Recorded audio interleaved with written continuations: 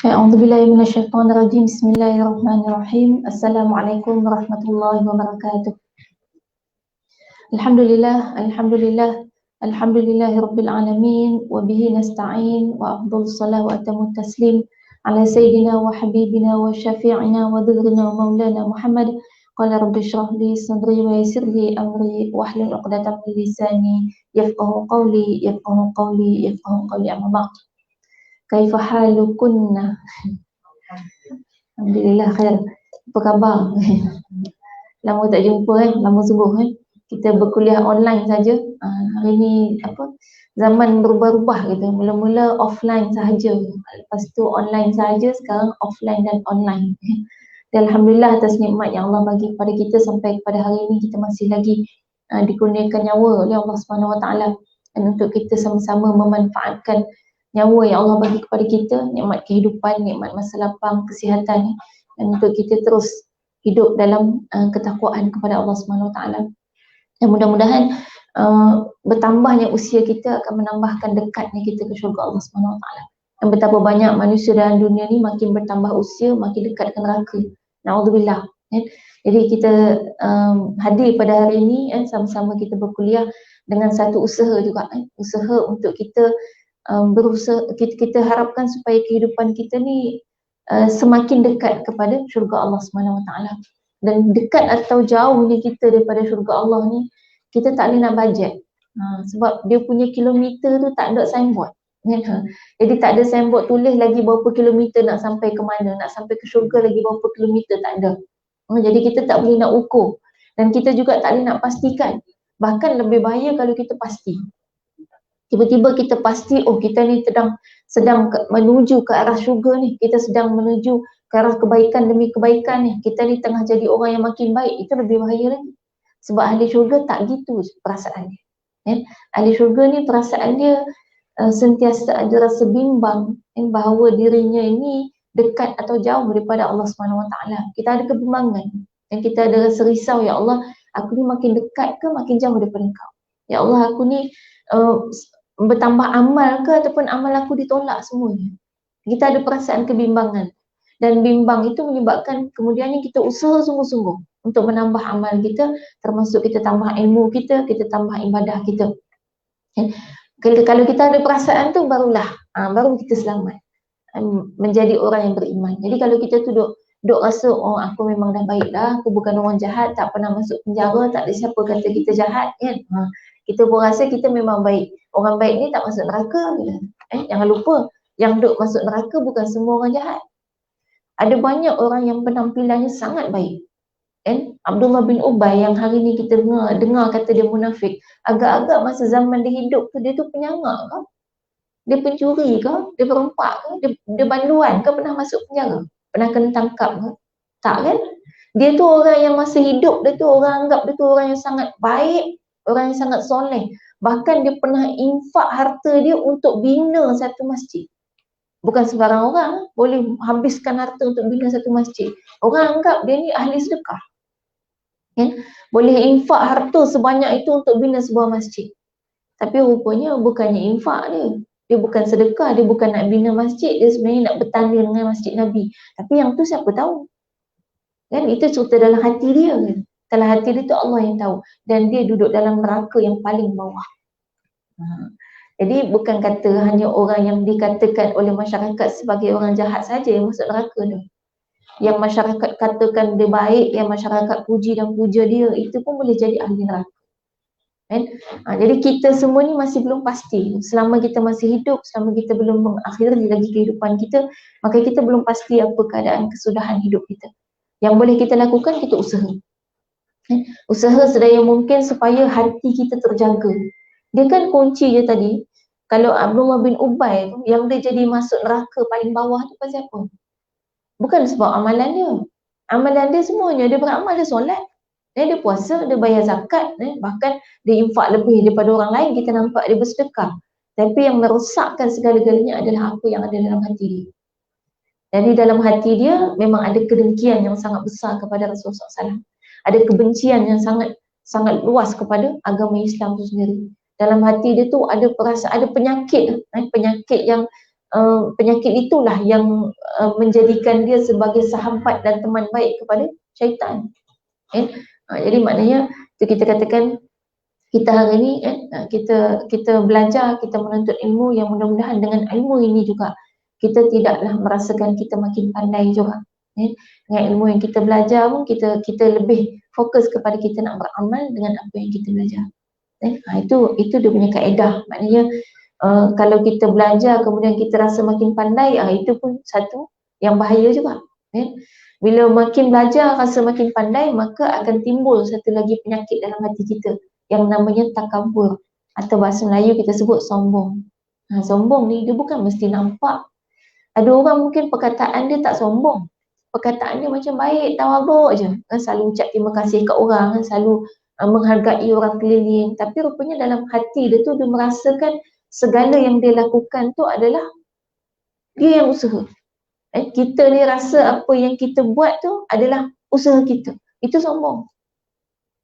Sebab Allah yang izinkan. Mungkin sampai hari ni contoh kan, kita datang kuliah, kita ni rajin datang kuliah-kuliah. Itu tipu daya setan kepada kita adalah dengan membuatkan kita merasa kita ni baik. Sebab kita rajin datang kuliah. Tak macam orang tu kan, tak macam akak tu, tak pernah pergi kuliah mana-mana. Itu maknanya dah ada kesombongan. Kita merasakan kita boleh datang kuliah dengan kekuatan dan usaha kita semata-mata. Padahal Allah yang izinkan. Berapa banyak orang niat nak datang tiba-tiba sakit. Ada juga yang dah datang, dah naik kenderaan, kereta dia rosak tengah jalan. Ataupun dia naik bas dia tak sampai ke sini. Dan berapa ramai juga yang mungkin kadang-kadang dah sampai tiba-tiba shutdown. Shutdown maknanya loss. Nak datang dengar kuliah ilmu tapi kemudiannya tiba-tiba kita tak dapat dengar kan, minda kita melayang ke ataupun setan tarik kita punya bulu mata ke kan, sampai kita jadi ngantuk. Maknanya itu semua adalah kita katakan kalau sampai kita boleh dapat duduk dengar dengan baik, itu izin Allah. Itu yang patut kita rasakan dalam bab kehidupan dunia ni. Apa pun kebaikan dan kejayaan yang kita capai, semua tu dengan izin Allah SWT. Baik, hari ni kita tengok buku kita masih lagi dengan buku Akidah Islam dan tuntutannya. Ada buku bawa? Tak bawa. Lama dah kita tak berkuliah. Ni yang baru, yang kalau tak pernah ada boleh beli kat Jamiah. Ni buku terbitan Jamiah. Ni yang lama. Saya bawa dua-dua, kot-kot ada bawa yang lama. Tak ada semua tak bawa buku. So yang ni saya tutup. Saya buka satu buku je Buka dua-dua dia jadi nak kena tengok muka surat. Atau mungkin di rumah ada yang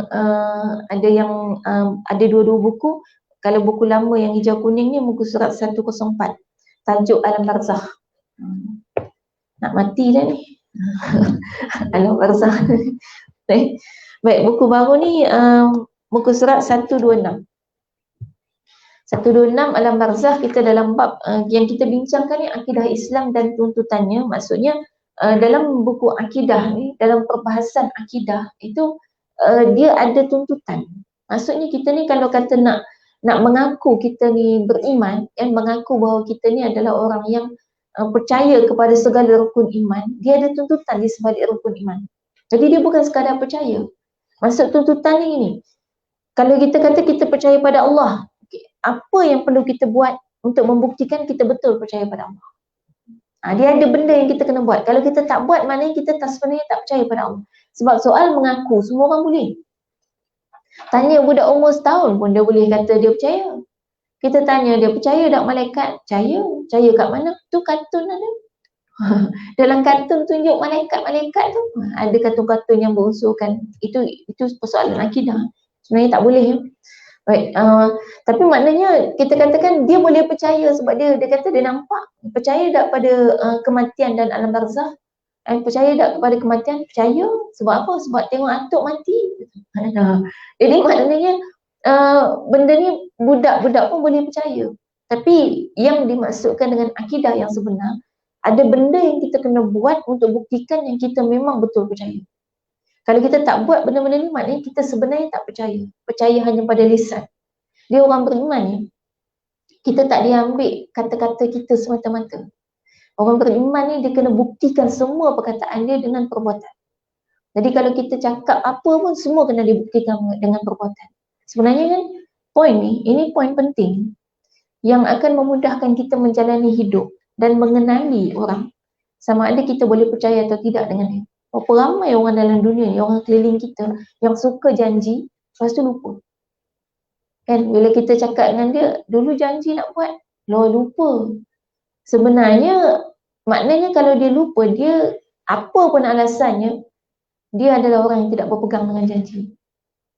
Yang bila tak pegang dengan janji, Nabi dah bagi tahu itu sifat munafik. Maknanya orang macam ni tak usah kawan rapat-rapat sangat. Kawan boleh, tapi jangan jadikan dia sahabat. Dan kalau kita orang yang macam tu, maknanya kita dah ada tanda munafik dalam diri kita. Sebab Nabi SAW tu pernah sebut, semua orang itu akan masuk syurga kecuali siapa yang tak mau. Jadi bila tak mau, kita pelik lah kan. Sahabat-sahabat pun pelik. Ada ke orang tak mau masuk syurga? Cuba tanya. Kalau kita tanya, siapa tak mau masuk syurga? Tak ada orang angkat tangan, semua nak masuk syurga. Walaupun perompak, walaupun penculik, walaupun penagih dadah, semua nak masuk syurga. Yang ahli maksiat tiap-tiap hari kita pergi naik kelab contohnya, tanya orang dalam naik kelab tu, ni semua nak masuk syurga ke nak masuk neraka? Semua nak masuk syurga. Padahal dia duduk minum arak, dia duduk berjoget-joget, tapi nak masuk syurga juga. Jadi bila macam tu, bila kata siapa yang tak mau masuk syurga tu, dialah yang takkan masuk syurga, maka sahabat tanya, siapa dia yang tak mau masuk syurga? Ada ke orang tak mau masuk syurga? Nabi kata ada. Siapa dia? Siapa yang tidak mentaati Allah dan Rasul. Maksudnya, kita ni nak dikatakan sebenarnya kita nak masuk syurga ke tidak tu, bukan dengan perkataan. Kalau perkataan semua orang nak masuk. Tapi perbuatan akan buktikan kita ni nak masuk syurga ke tidak sebenarnya. Jadi kalau misal katalah, kita tak solat. Lepas tu orang tanya, awak nak masuk syurga ke tidak? Kita jawab, nak. Dah, jawapan dia sebenarnya tak. Sebab tak solat. Tak solat, dia adalah, solat ni pemisah di antara orang beriman dengan orang kafir. Jadi perbuatan tak membuktikan yang kita ni nak masuk syurga, kita dikira sebenarnya tak mau masuk syurga. Itu hakikatnya. Jadi kalau contoh kita katalah nak datang kuliah, kita ajak kawan kita dia kata okey insya-Allah nanti datang. Insya-Allah tu insya-Allah ni kadang orang kita ni anggap benda tu macam bukan janji Sebab tu saya pernah agak bila orang tanya ni boleh buat tak ni, saya kata insya-Allah. Dia kata apa? Tak mau insya-Allah. Nak tanya boleh ke tidak? Insya-Allah tu kan maknanya ya boleh. Dia kata tak insya-Allah ni biasa orang macam tak tentu lagi nak buat ke tidak ni. Maksudnya, dia faham maknanya dalam masyarakat kita dah biasa perkataan insya-Allah ni, maknanya tak tahu lagi. Pada saya kata insya-Allah itu maksudnya adalah dengan izin Allah. Maksudnya apa? Kita janji untuk buat dan kita akan usaha untuk buat. Bakinya kalau Allah izinkan selesai benda tu. Kalau Allah tak izinkan, kita usaha macam mana pun tak selesai. Itu maksud dia. Jadi insya-Allah ni janji sebenarnya. Bila kita lafaz insya-Allah, lepas tu kita lupakan benda tu, maknanya kita dah mungkir janji dengan Allah. Allah nak bagi kita boleh buat, tapi kita saja tak mau buat. Tapi kita guna nama Allah. Itu bahayanya. Maknanya kalau macam tu, kalau itulah tabiat hidup kita, maknanya hidup kita ni adalah hidup orang yang tidak beriman, yang tidak membuktikan perkataan kita dengan perbuatan. Itu maknanya konsep kita kata membuktikan segala keyakinan kita, keimanan kita dengan perbuatan. Baik, jadi ni bab yang ketujuh tentang kematian dan alam barzakh. Kita dah tengok sebelum ni, bagi yang tengok ke dah online. Masa kelas kita tak ada ni, online ada kat Facebook Jamiah. YouTube Jamiah pun ada. Jamiah ada, ni sekarang ni bersiaran di Facebook Jamiah dan juga YouTube Jamiah. Nanti boleh cari balik lah. Kuliah lama-lama semua ada. Dalam Facebook hampir setiap hari Jamiah ada kuliah di Facebook. Boleh tengok balik. Kalau kita kata kalau tak tengok tak apa. Maknanya bila-bila boleh sambil tengok balik. Sebelum ni kita dah bincang bab yang ketujuh ni tentang umur, tentang umur kita, kemudian tentang jangka masa umur kita, tempoh umur kita ni macam mana, keadaan dia apa yang menentukan, dan kemudian dah diceritakan tentang sakaratul maut, macam mana dahsyatnya sakaratul maut ni. Dan yang kita tak nampak, yang kita duk nampak orang nak meninggal, ada yang susah, kan, ada yang senang, ada yang tahu-tahu bangun tidur dia dah tak ada, kan? Tapi sebenarnya dia menghadapi satu situasi yang sangat dahsyat. kan. Baik, kemudian kita dah tengok tentang husnul khatimah, maknanya kematian yang baik. Yang kita harapkan kalau kita mati dalam waktu bila sekalipun, mungkin sekejap lagi, mungkin esok, lusa, mungkin minggu depan, bulan depan, tahun depan, kita tak pasti. Dan kita tahu semua kan, mati ni tak ikut umur kan. Boleh jadi yang hadir ni dulu, saya kemudian kan. Boleh jadi saya kemudian yang hadir ni dulu kan. Mana tahu kan, terbalik. Baik, maksudnya masing-masing kita tak tahu kan. Boleh jadi sebenarnya kematian ni detik dan masa dia dirahsiakan supaya kita ni sentiasa bersedia. Baik, jadi bila kita cerita tentang kematian, maknanya memang tak kira usia, orang muda pun boleh meninggal. Kan, bahkan kita tahulah bayi pun boleh meninggal, kan, kanak-kanak pun boleh meninggal. Kita semua boleh mati pada bila-bila masa. Apa sebab dia? Itu pun Allah rahsiakan. Baik, kita tengok hari ni tentang alam barzakh. Baik, alam barzakh kita baca sikit. Apabila berlaku kematian, maka seseorang itu ditempatkan di alam kubur atau alam barzakh untuk menunggu peringkat selanjutnya, iaitu kebangkitan semula. Dengan kematian, roh akan kembali ke tempat asal datangnya, iaitu di sisi Tuhannya, dan akan kembali ke jasad asalnya di alam barzakh pada masa-masa yang diperlukan. Baik, jadi maksudnya bila berlaku kematian, kita ni berpindah alam. Namanya alam barzakh, dan kita akan menunggu peringkat selanjutnya, iaitu masa kita dibangkitkan semula. Jadi itu keadaan dia. Maksudnya alam barzakh ni dia tempat transit. Pindah daripada kita duduk ke atas bumi ni, nanti kita akan pindah ke satu alam. Macam kita dulu duduk alam rahim. Duduk alam rahim tu tempat pindah. Kita tak duduk lama kat situ kan. Paling lama pun 9 bulan, overdue adalah tu kan, berapa minggu. Paling lama Imam Syafi'i 2 tahun dalam rahim ibu dia. Kalau kita sekarang lah rasa doktor induce dah kan. Overdue sangat lah tu. Itu keistimewaan beliau lah.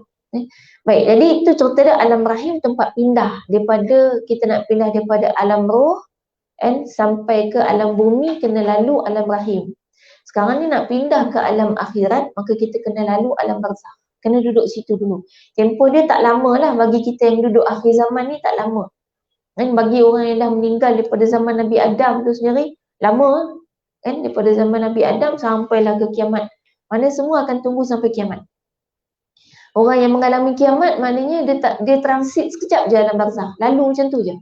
Ibaratnya macam kita lah, ada setengah orang balik kampung dia singgah lama tu kan, parking, makan lah, solat lah, mandi siap lagi kan, dekat R&R. Ada orang tak singgah langsung, straight je, terus je sampai kampung. Sebab mengikut kepada waktu bila dia balik. Masa kalau orang balik raya, dia balik pagi raya, memang tak singgah-singgah lah tu, terus kan, tak ada singgah-singgah sebab dah lewat. Jadi maknanya kita kata dalam kehidupan dunia ni, kalau dah kita melalui kiamat, bukan maknanya tak lalu alam barzakh langsung. Tak, kita akan lalu sekejap je, macam tu. Lalu sepintas je untuk kemudiannya berada di alam akhirat. Jadi itu keadaan alam barzakh. Sekarang kita tengok tentang pengkhabaran tentang alam barzakh dan juga balasannya. Satu, bila kita cerita pasal alam ni, apa beza dia? Setiap alam ni beza apa? Kenapa nama dia alam lain?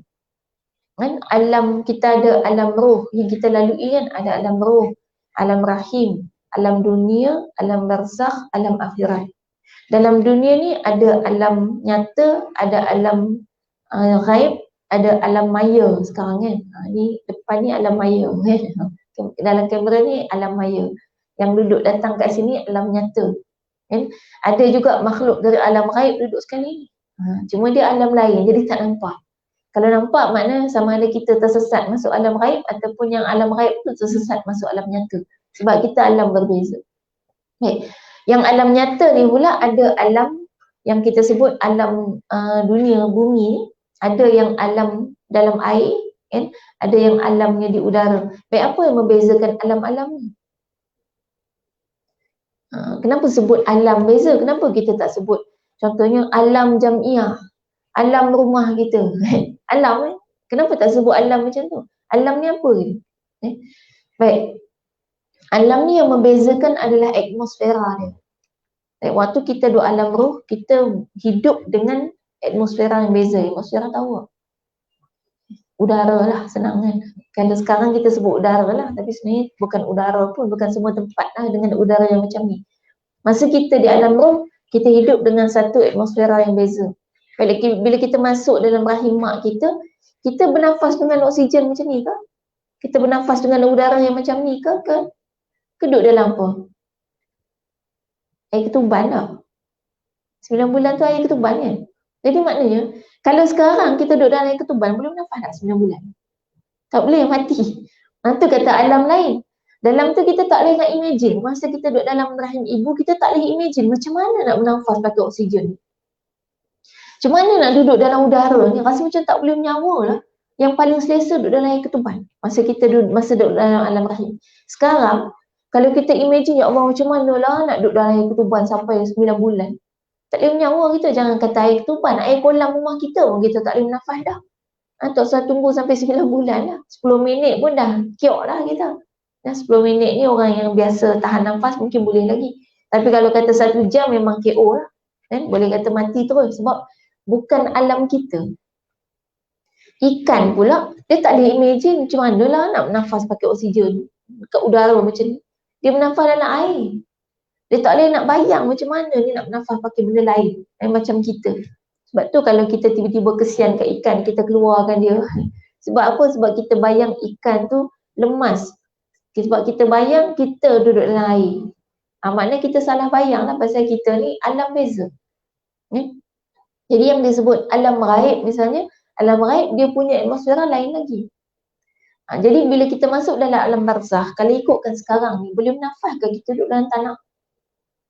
Mati kan? Tak boleh. Tapi yang duduk alam barzakh tu, dia memang boleh bernafas dalam tanah. Dia bahkan tak boleh bernafas di alam ni. Sebab itu kalau orang mati, kena cepat-cepat kuburkan dia. Dia dah pindah alam bila dia mati. Dia dah masuk alam barzakh. Kita duduk tunggu anak cucu dia balik. Seorang duduk UK, tunggu flight besok. Besok delay pula flight dia. Kan? Kita tunggu juga bagi anak dia balik. Ni Abang Long ni anak kesayangan dia ni. Kena tunggu Abang Long balik baru boleh tanam mak. Nanti Abang Long tak dapat tengok mak lagi. Kita tunggu lagi. Dan tunggu pula yang kakak dia pula doktor. Doktor kena ambil cuti. Tak dapat cuti 3 hari. Tunggu lagi. Kan? Jadi benda tu menyeksa orang mati tu. Si mati tu terseksa. Sebab dia dah duduk di alam lain.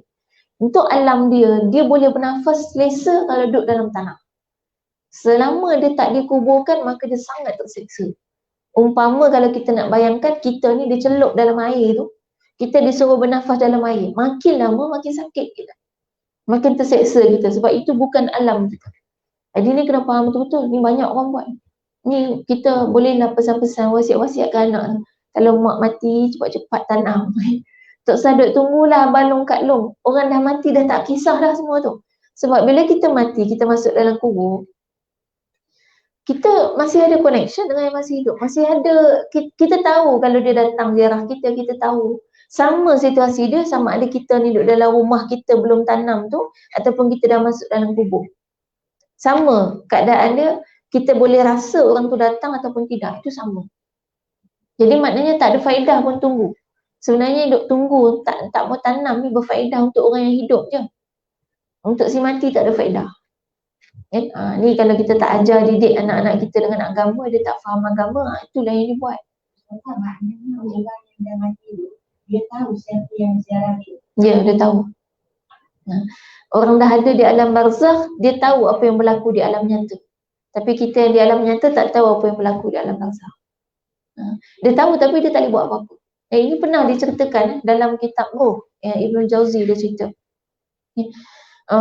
Ada seorang pemuda yang seorang soleh, dia melewati satu kawasan perkuburan dan kemudian dia rasa sangat letih. Waktu tu dia musafir, jadi dia sangat letih, dia pun tertidur. Yang tertidur kat situ lah. Bukan saja-saja nak tidur kat kubur dah. Dia tertidur dekat dengan kawasan perkuburan. Baik, dia rehat bawah pokok tu, dia tertidur. Kemudian bila dia tertidur tu, orang dalam kubur tu, ini diceritakan, yang dalam kubur tu, dia melihat orang yang tertidur tu dengan satu monolog, istilahnya kita katakan, dengan satu perasaan dia katakan, Dia datang, maksudnya orang yang tertidur tu mimpi kan, orang dalam kubur tu bagi tahu kan, bahawa engkau tadi tidur dalam keadaan sangat kepenatan kan. Dia sempat solat sunat 2 rakaat. Dia kata kalaulah engkau tahu apa yang aku nampak sekarang, kata, maka nescaya tadi engkau takkan cepat-cepat tidur. Kau akan selesaikan solat sunat dengan sebanyak-banyaknya. Sebab dia kata sekarang aku boleh tengok apa yang akan engkau dapat dengan solat sunat yang kau buat tadi, tapi aku dah tak boleh buat apa-apa. Dia tak boleh solat sunat dah dalam kubur kan. Tapi engkau tak dapat tengok apa yang engkau dapatkan daripada ibadah-ibadah yang kau lakukan tadi, tapi engkau boleh melakukannya. Maksudnya dia nak bagi tahu dia dalam kubur ni nampak orang kat dunia tu buat apa dan apa yang kita boleh dapat daripada apa yang kita buat. Tapi dia hanya boleh menyesal je. Dulu kat dunia kalau aku nampak lah semua ni aku akan buat. Contoh, kalaulah kita ni nampak kan setiap langkah kaki kita datang ke jamiah, susah payah kita ni tunggu bas kan, ramai naik bas ni. Tunggu bas kan, lepas tu tertinggal bas, ada yang kena kejar bas, naik turun bas. Setiap langkah kita ni kalau kita nampak lah, setiap langkah ni dari tapak kaki kita keluar RM100, RM200 kan, angkat lagi RM300, angkat lagi RM1000, angkat lagi RM10,000. Saya percaya ramai orang nak jalan kaki gitu.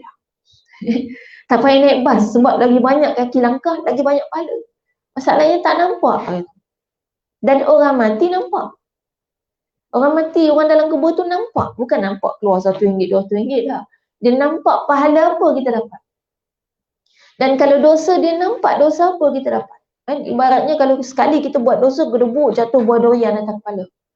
Ni musim durian ni. Tengok banyak orang jual buah durian. Makan sedap lah. Tapi kalau jatuh buah tu atas kepala kita, masuk hospital. Dan dia nampak tu dosa-dosa yang jatuh atas kita. Tapi dia pun tak boleh buat apa. Yang dia boleh hanyalah sekadar menyesali masa hidup dia dulu. Kan? Dia kata kalaulah aku dulu kat dunia nampak semua ni, nescaya aku takkan tinggal segala amalan-amalan kebaikan. Tapi itulah dia yang menyebutkan, yang membuktikan keimanan kita. Yang namanya iman adalah kita meyakini, percaya kepada sesuatu yang kita tak nampak. Itulah iman, keyakinan kepada sesuatu yang kita tak nampak. Tapi yang kita tak nampak tu bukan percaya saja. Kita percaya ada dalil, ada bukti sebenarnya. Cuma perlu kepada ilmu untuk tahu bukti tu. Maknanya dia bukan boleh, bukan kata percaya hantu. Sebab apa? Sebab ada cerita hantu. Bukan gitu. Kenapa kita percaya? Bukan hantu ni wujud. Cuma dalam bahasa Arab tu tak ada perkataan hantu.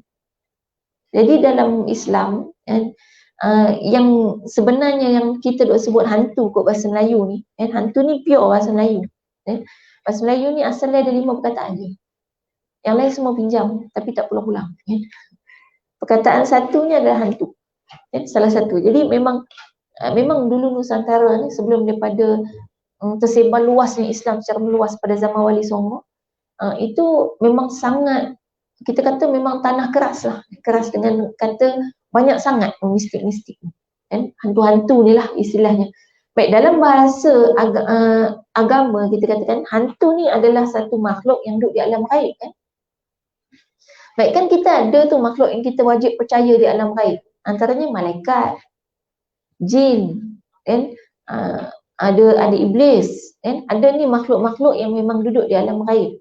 Jadi yang kita duk panggil hantu tu maksudnya kita label nama dia hantu. Macam kita label nama kawan-kawan kita lah, Kak Siti, Kak Mina, Kak Peah kan. Itu sebab itu nama dia. Hantu ni kita label dia sebab sebenarnya dia jin. Ada yang jin, ada yang syaitan, ada yang maknanya makhluk yang ada di alam gaib. Pasal apa kita takut? Sebab rupa dia tak secantik kita. Tu je. Kan Allah dah sebutkan laqad khalaqnal insana fi ahsani taqwim.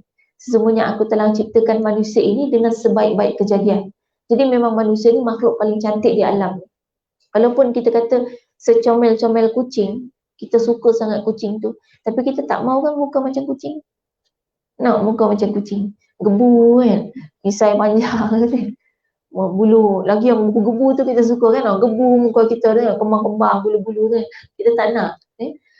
Maknanya kita kata kita paling suka dengan wajah dan juga keadaan yang kita ada sekarang. Jadi termasuk jin itu makhluk yang dari segi kejadian fizikal dia manusia lebih cantik. Jin ni memang rupa dia tak cantik. Sebab tu bila kita tengok, kita takut. Takut tu pasal apa? Pasal tak biasa tengok. Macam contohlah, kita ni kalau lah tak pernah tengok ikan, kita takut. Tapi sebab dah tengok tiap-tiap hari, jadi tak takut. Pasal apa? Pasal ikan tu tengok muka dia.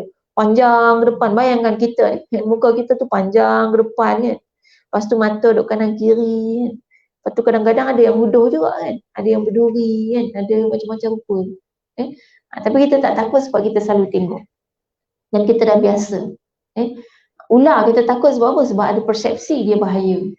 Padahal dari segi rupa cantik. Ular sawa cantik kan. Batik tu. Corak batik dia punya badan tu. Tapi takut sebab apa? Sebab kita ada persepsi dia bahaya. Jadi kadang persepsi tu buat kita takut kepada dia. Padahal dia makhluk Allah. Itu konsep dia. Baik, kita tengok yang pertama dari segi pengkhabaran tentang alam barzakh dan juga balasannya. Ini keimanan yang nak kita tanamkan. Apabila sampai ajal seseorang tiada lagi tangguh untuk hidup semula, kerana di depannya sudah sedia alam barzakh sehinggalah dibangkitkan semula.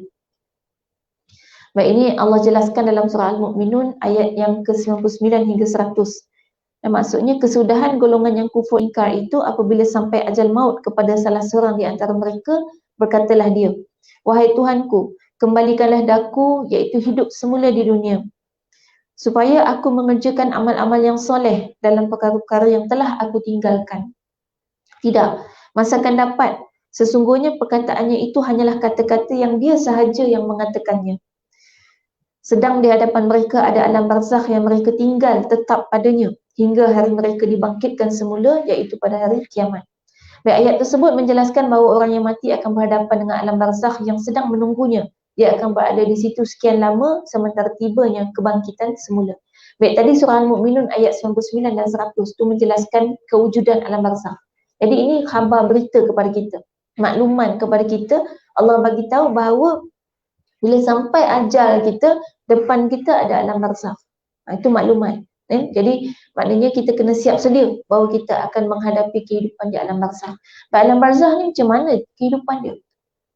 Kehidupan alam barzakh itu adalah mukaddimah kepada hasil yang akan kita dapatkan di akhirat nanti.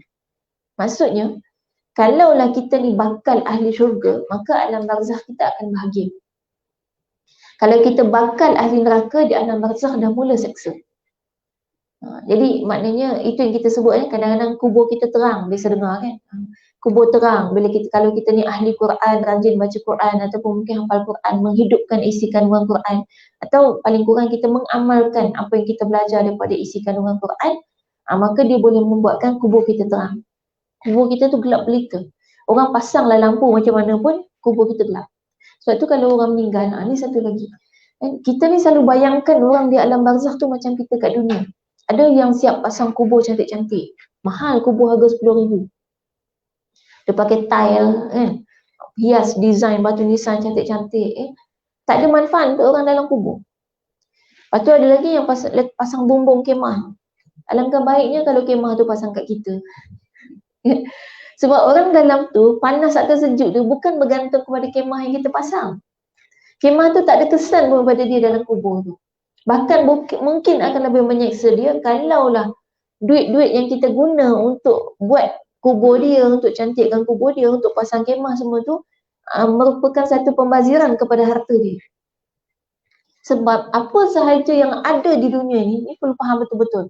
Apa sahaja yang Allah cipta kat dunia ini adalah untuk manusia yang masih hidup atas dunia. Dah mati, benda-benda dalam dunia ni semuanya tak berguna untuk orang yang dah mati. Dia umpama macam kita lah. Kalau kita masa duduk dalam rahim ibu tu, duduk alam rahim tu, tiba-tiba ada orang bagi kat kita rantai emas. Guna tak? Tak guna. Kita kata ni buat apa ni rantai emas? Biasa orang pakai rantai emas nak berhias. Dalam alam rahim berhias apa? Siapa dia nak tengok? Nak berhias untuk siapa? Kita pun tak berasa apa. Kita tak berasa nak berhias pun dalam tu. Sebab apa? Sebab emas tu tak berguna pun untuk orang yang ada dalam alam rahim. Kalau sekarang misalnya kita dibagi susu ibu, nak? Kata nak buat apa susu ibu? Kita orang bagi susu kolesterol ke, kan? Susu kambing ke, okey juga.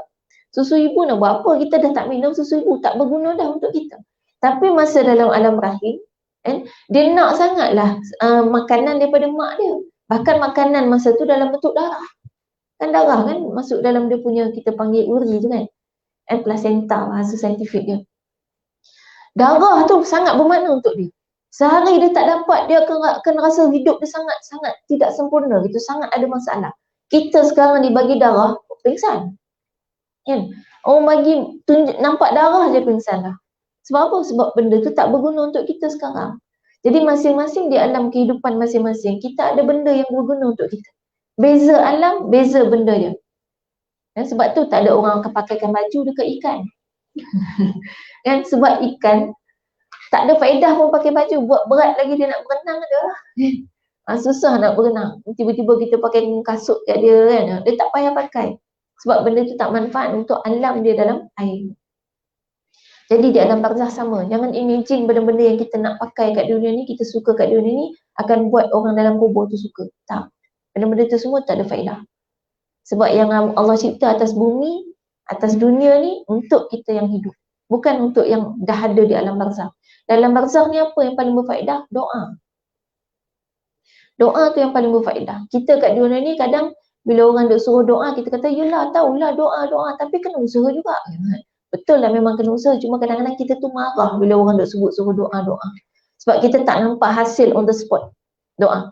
Bagi orang di alam barzakh, dia nampak hasil on the spot.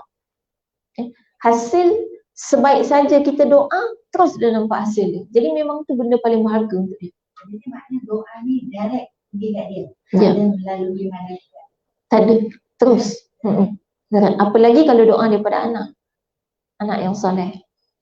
Kalau doa daripada anak memang terus pergi. Dan anak ni dia bukan doa je.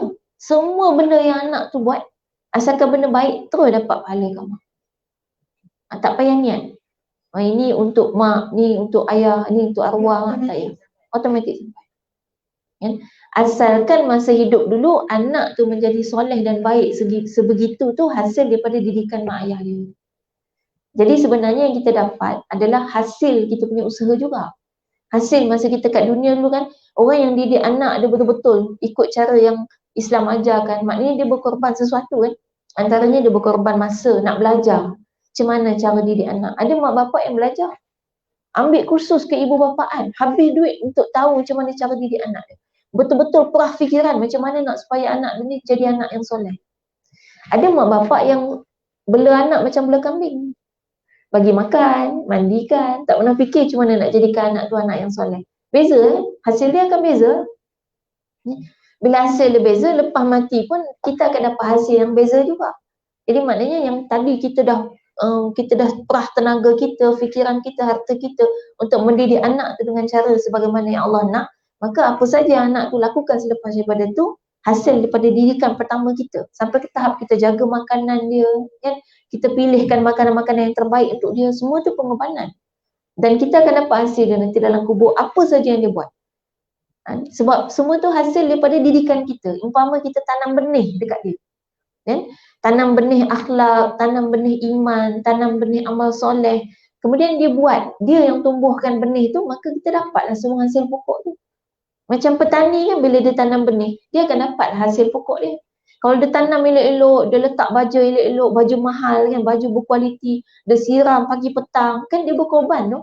Kalau dia pergi mana-mana, dia teringatkan pokok dia, kan? Dia fikir, dia telefon orang, tolong ni, tolong siram pokok ni, tak siram lagi petang. Itu kan pengorbanan dia. Hasil dia, buah dia akan jadi cantik. Cantik tu dia yang dapat hasil. Dia akan dapat hasil dia. Banding dengan petani yang tanam pokok 3T. Tanam, tinggal, tuai. Dia kena terima je lah nasib kan. Buah dia elok ke tak elok ke, pasal dia tak pernah jaga, dia tinggal je. Jadi kalau maknanya hasil tu kalau elok, dia dapat hasil daripada usaha dia juga. Sama macam kita, kalau kita memang masa hidup kita usaha sejauh mana kita berusaha sebaik mungkin untuk menjadikan anak tu anak yang soleh, maka setiap perlakuan dan perbuatan dia kita akan dapat pahala. Dia beza kalau orang lain, misalnya anak tu, kalau kita lah contoh, kita nak buat satu amalan yang kita nak hadiahkan pahala dia kepada kawan baik kita dulu. Sebab kawan baik kita tu banyak sangat jasa pada hidup kita dulu. Dia dah meninggal. Yang tu kena niat. Sebab kalau tak niatkan untuk dia, tak dapat automatik. Tapi kalau mak bapak automatik dapat. Maknanya yang sedarah dengan kita tu otomatik. Kalau yang kawan luar tu kena sebut nama dia. Yang sedarah daging pun bukan semua juga. Sepupu sepapat tak juga. Mak bapak khusus. Mak bapak. Dan juga orang yang mendidik kita. Jadi maknanya siapa yang buat kita jadi macam tu, kita jadi baik macam tu, siapa yang buat kita berfikir untuk, misalnya kita ni rajin sedekah. Okay. Siapa yang buat kita jadi orang yang rajin sedekah? Itu akan dapat saham pahala dia. Walaupun kadang-kadang tak ada hubungan darah. Mungkin guru dia yang mengubah hidup dia, guru dia akan dapat saham pahala. Tak payah dia niatkan, guru dia akan dapat. Itu yang disebut sebagai man sanna sunnatan hasanah, barang siapa yang memulakan satu perbuatan baik, fa alaihi ajruhu wa ajru man amila bi, maka baginya adalah pahala dia bila dia buat benda baik, dan juga pahala siapa yang mengamalkan perbuatan tu. Sebab tu kenapa mak ayah boleh dapat automatik? Sebab sebenarnya setiap kebaikan yang anak tu buat, itu yang memulakan dulu mak daripada dalam hidup dia. Sebab tu saya ingat Imam Badi'uz Zaman yang pernah cerita, dia kata sesungguhnya guru yang pertama dan paling mempengaruhi kehidupan aku itu adalah ibuku. Walaupun sebenarnya dia duduk dengan mak dia tak lama. Mak dia meninggal kan. Maknanya dia anak yatim tak lama kan. Kenapa dia kata ibu dia yang paling mempengaruhi hidup dia? Padahal ibu dia bukan ulama. Ibu dia tak pernah ajar anak dia apa anak dia ilmu kitab apa tak. Tapi maksudnya adalah dia sebenarnya itu ayat yang membuktikan Imam Badi'uz Zaman ni juga ada ilmu sains secara saintifik, dan membuktikan bahawa apa yang ibu tu lakukan dalam tempoh mengandung itu sangat mempengaruhi pembentukan pemikiran anak tu. Makanan dia, amalan-amalan dia masa mengandung. Jadi walaupun kemudiannya lepas daripada bersalin tu, mak dia, misalnya mak meninggal sekalipun, tapi mak dia dah membentuk pemikiran anak. Sampailah anak tu dewasa akhirnya jadi soleh, walaupun mak dia tak pernah didik anak tu, tapi cukup 9 bulan dalam tempoh mengandung tu dia akan dapat saham. Mak tu akan dapat saham. Kan ada ibu yang mengandung berkorban macam-macam kan, untuk makan makanan yang baik-baik, walaupun benda tu dia suka makan tapi demi anak dia tinggalkan kan. Ada yang khatamkan Quran sebanyak-banyaknya, penat ke macam mana pun dia khatamkan juga Quran masa dalam tempoh mengandung. Ada yang bangun solat sunat, ada yang doa sampai nangis-nangis minta pada Allah kan, supaya anak dalam kandungan dia tu jadi anak yang soleh. Ada yang mengandung dia ikut emosi, merajuk kejap-kejap kan, lagi mengidam minta macam-macam kan. Dah kata tak boleh nak buat, nak juga. Lepas tu ada yang melenting mengamuk-amuk, ada yang duk sedih-sedih, duk ikut perasaan, emosi masa mengandung. Itu hasil dia lain, tak sama. Nanti anak tu lahir sebagai orang yang emosional, suka ikut emosi. Sebab waktu ibunya mengandungkan dia, itu pemikiran yang ibu dia tanamkan kepada anak dia. Itu satu bentuk, maknanya sebab ada orang tanya macam mana kalau mak tu dia melahirkan anak, lepas tu dia tinggal anak tu, mak tu boleh ke dapat saham pahala daripada kebaikan anak tu kalau tiba-tiba anak tu jadi anak soleh? Kita kata boleh, sebab dia tetap ada sumbangan dalam tempoh mengandung tu lah. 9 bulan tu tempoh yang sangat bermakna. Ada ibu yang berjuang dalam tempoh mengandung ditinggalkan ayahnya. Kan ada kan? Ni banyak juga kes gitu kan? Mengandung je bapak dia tinggal, suaminya tinggalkan dia, dia mengandung seorang-seorang. Maryam Al-Muqaddasah, ibu kepada Nabi Isa tu mengandung, dihalau daripada kampung seorang-seorang dia sampai bersalin bawah pokok kurma, seorang-seorang. Itu kan perjuangan yang sangat besar. Jadi itu semua sumbangan dia kepada pembentukan diri anak dia menjadi orang yang sangat kuat, orang yang sangat, kita kata, tegar menghadapi apa jua situasi. Itu maknanya ada saham pahala. Sekarang kita buat apa pun memang semua dapat pada mak kita, ayah kita yang dulu pernah mendidik kita. Kadang-kadang kita kata mak ayah tak pernah pun didik benda baik-baik, kita yang datang ngaji sendiri tiba-tiba jadi baik. Tak, dia bukan tiba-tiba. Ada benda, mungkin salah satunya boleh jadi makanan yang mak ayah kita pernah bagi dulu, paling kurang mereka jaga makanan tu sampai akhirnya membuatkan hati kita tak keras sangat. Makanan kan boleh mengeraskan hati. Itu dia punya jasa yang kita tak nampak mungkin. Dan kemudian mungkin doa dia, walaupun kita tak nampak dia pernah didik apa-apa pada kita, Tapi dia mungkin mendoakan kita. Paling kurang mungkinlah dia doa, ya Allah, kalaulah aku ni tak sebaik kan, aku ni tak baik mana kan, aku ni tak berapa pandai, tak ada ilmu, tapi jangan jadikan anak aku macam aku. Mungkin dia doa di balik tabir, kita tak tahu. Yang kita nampak dia tak buat apa pun, dia duduk marah-marah kita je kan. Tapi boleh jadi ada hikmat dia kan. Paling kurang dia ada perasaan kasih sayang dalam hati dia. Orang kalau pernah disayangi, dia akan mudah menyayangi. Kasih sayang ni dia kan perasaan. Sebab tu anak-anak Israel ni, orang Israel ni, dia didik anak-anak mereka ni dari baby lagi supaya tak ada perasaan. Jadi dia memang biasakan daripada baby lagi, kalau budak tu menangis dia akan biar budak tu sampai terseksa. Sampai budak tu melalak, memberontak gitu kan. Kalau budak tu lapar apa, dia biar dulu lama-lama supaya budak tu akhirnya sampai tak ada perasaan. Tak ada orang kata ihsan kepada manusia. Kan? Jadi kalaulah kita ni dulu mak kita tu paling kurang tak adalah biar kita sampai macam tu. Kan? Kalau kita nak menangis-menangis pun tak lama gitu kan. Kemudian dia akan bagi apa yang kita perlukan. Maknanya paling kurang ada pembentukan kasih sayang dalam diri kita yang kita tak tahu. Jadi banyak jasa mak ayah ni, macam mana pun mereka manusia yang tetap berjasa pada kita. Bila sebut mak ayah ni jangan bayang kita sekarang dah jadi mak ayah, dah jadi nenek kan. Bayang mak ayah kita yang dah meninggal tu. Kan, kalau dah meninggal kita tetap anak gitu. Dan anak ni tetap ada tanggungjawab untuk berjasa kepada mak ayah kita walaupun mak ayah dah tak ada. Macam mana cara kita nak berjasa pada mak ayah kalau mak ayah dah tak ada? Dan antaranya mendoakan dia secara khusus. Walaupun semua amalan kita akan dapat kebaikan pada mak ayah kita, tapi khusus kita doakan juga. Yang khusus ni lain pula cerita dia. Umum ada, khusus pun ada. Jadi umum kita dah ada amalan-amalan kita, yang khusus pun kita masih lagi mendoakan dengan sebut nama dia. Okay? Kemudian antara lain juga sebenarnya kita menghubungkan silaturahim dengan orang-orang yang pernah disayangi oleh mak ayah kita. Itu juga satu bentuk khidmat sebagai anak. Maknanya kalau saudara mara mak ayah kita ataupun mungkin kawan baik mak ayah kita tu, kita hubungkan balik silaturahim dengan kawan mak ayah kita. Itu satu bentuk khidmat. Macam mana pula dengan musuh mak ayah kita? Adakah kita nak bermusuh? Dah. Musuh ni akan bawa penyesalan kepada kita lepas mati. Itu elakkan daripada bermusuh. Jadi kaedahnya baiki balik hubungan.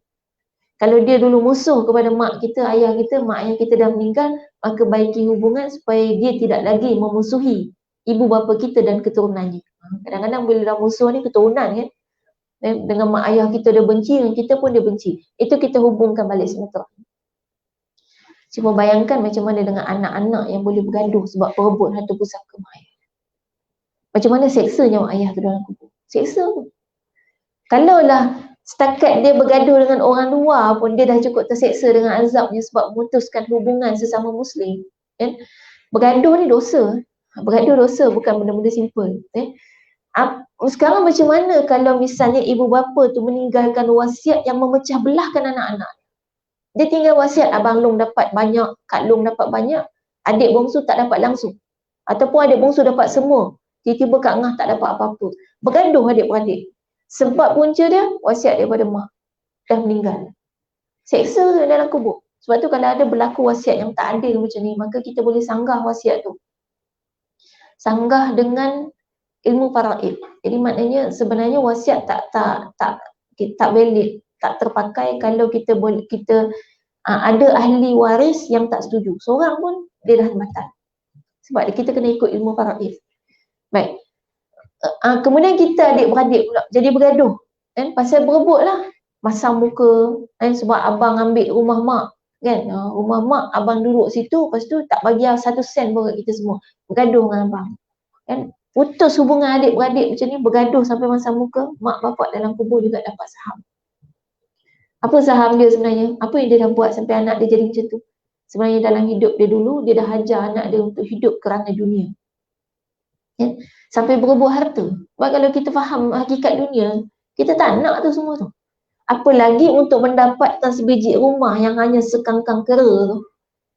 Syarat nak dapatkan rumah tu adalah putuskan hubungan silaturahim. Maksudnya nak dapat rumah tu kita kena bergaduh. Kalau kita tahu kehidupan akhirat, kita tahu rumah ni takkan dihisap depan Allah. Allah takkan tanya, Kamu punya harta banyak mana? Allah tak tanya. Yang Allah akan tanya, kenapa kamu sampai putus hubungan silaturahim? Yang Nabi sebut, la yadkhulul jannata qati'. Orang yang putuskan hubungan silaturahim takkan masuk syurga. Kan? Yang tu yang Allah tanya, putus hubungan tu pasal apa? Nanti bila kita mati baru kita sedar, dulu berebut tanah berekar-ekar. Mati-mati tanah kita bersatu, tu pun bukan kita punya kubur. Tanah kubur tu. Wakaf kan? Cukup tahun orang tolak kita, masuk orang lain pula. Itulah hakikat hidup kita. Barulah kita menyesal lepas mati. Dan masa tu penyesalan yang tak ada erti lagi. Baik, itu pertama alam barzakh. Kemudian yang kedua pengkhabarannya, mereka didedahkan kepada bahang neraka pagi dan petang sehinggalah kiamat untuk dibalas dengan yang lebih dahsyat. Jadi ada firman Allah dalam surah Al-Mu'min, Al-Mu'minun sepatutnya, ayat yang ke-46. Mereka didedahkan kepada bahang api neraka pada waktu pagi dan petang semasa mereka berada dalam alam barzakh, dan pada hari berlakunya kiamat diperintahkan kepada malaikat, masukkanlah Fir'aun dan pengikut-pengikutnya ke dalam azab seksa api neraka yang seberat-beratnya. Baik, ini penjelasan ayat ni nak bagi tahu dalam alam barzakh apa berlaku. Kita didedahkan dengan api bahang neraka pagi dan petang. Itu azab bagi orang yang memang bakal masuk neraka, maka bahang neraka kita dah rasa. Bahang neraka ni bukan macam bahang api. Bahang api panas, bahang neraka menghanguskan. Sebab kalau dah masuk dalam neraka bukan takat hangus, hancur luluh, binasa semua badan kita. Bahang dia saja dah cukup menyeksakan, maka itu kita dah rasa di alam barzakh. Tadi yang kita kata dalam barzakh ni adalah muqaddimah, permulaan. Siapa yang bakal ahli syurga, dia akan dapat kenikmatan di alam barzakh. Yang bakal ahli neraka dalam alam barzakh lagi kita dah dapat azab. Baik, seterusnya dalam hadis Tirmizi menjelaskan, hadis Tirmizi dan Baihaqi menjelaskan yang kubur itu sama ada sebuah taman dari taman-taman syurga atau sebuah gaung daripada gaung-gaung neraka. Jadi dia memang, dia bukan duduk sajalah, sebab tu ada istilah. Biasa tengok kalau ada orang tu sibuk, sangat busy sangat buat kerja kebaikan gitu kan, dakwah, amal-amal kebajikan, sampai kita kata tak tahu masa bila dia rehat. Kalau kita tanya dan jawabnya, nantilah rehat dalam kubur. Sebab hakikatnya memang orang yang kat dunia ni kurang berehat. Kurang rehat ni bukan makna kata sampai tak cukup tidur dah. Maksudnya gini, kita ada 24 jam sehari, kita tidur 8 jam kan. 8 jam tu je lah waktu rehat kita cukup. 8 jam tu pun kalau memang 8 jam kita tidur sehari, bersamaan dengan sehari 1/3 hari kita tidur. Maknanya kalau dalam setahun ada 12 bulan, maknanya 4 bulan kita tidur. 4 bulan setahun kita tidur. Lama tu. Siapa yang hidup dah 60 tahun, maknanya 20 tahun dah tidur. Sleeping Beauty. 20 tahun tidur. Yang umur 30 tahun, 10 tahun dah tidur.